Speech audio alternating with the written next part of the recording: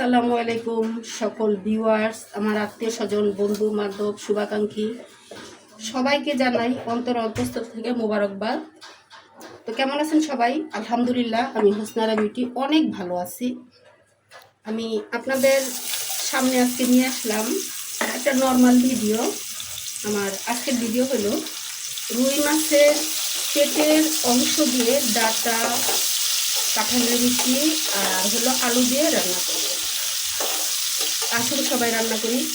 আর এই হাঁড়িটাতে মাছ ভেজেছিলাম, কিন্তু নতুন হাঁড়ি একটু লেগে লেগে গেছে মাছটা। তো আসুন দেখি সবাই।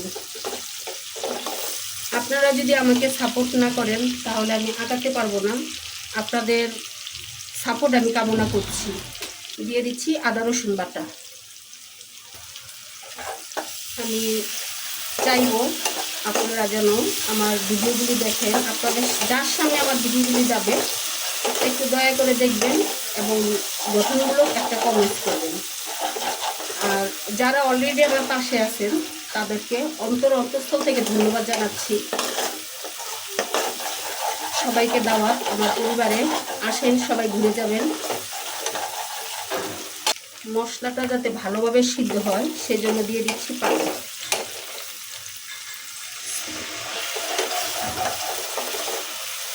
অবশ্যই প্রত্যেকটা কাজে মাথায় কাপড় দিয়ে অজু করে বিসমিল্লাহ করে রান্না করেন, বরকত পাবেন আর স্বাদও ভালো হবে। বিসমিল্লাহ।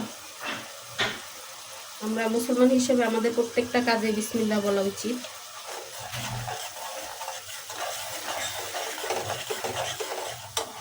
স্বাদ মতো লবণ।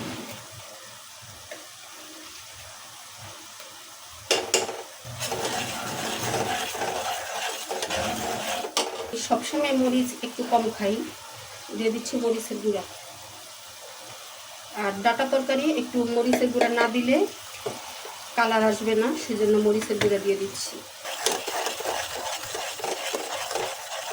ধনিয়ার গুঁড়া।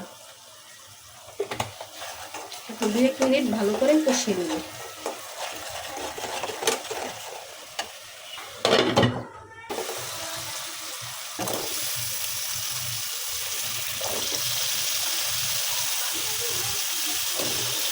বর্ষাকালে তেমন ভালো কোনো সবজি পাওয়া যায় না।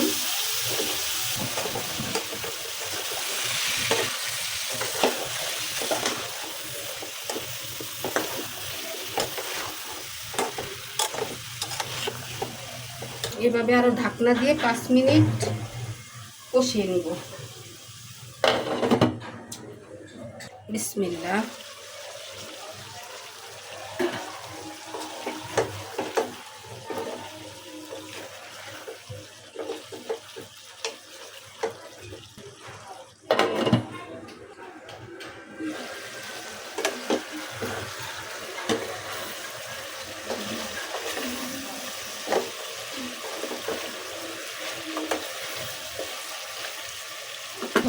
দিয়ে দিব পরিমাণ মতো ঝোল।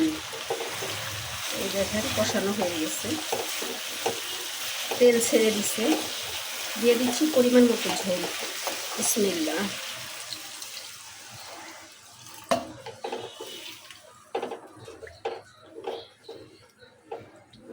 এখন দিয়ে দিচ্ছি ভাজা মাছগুলি।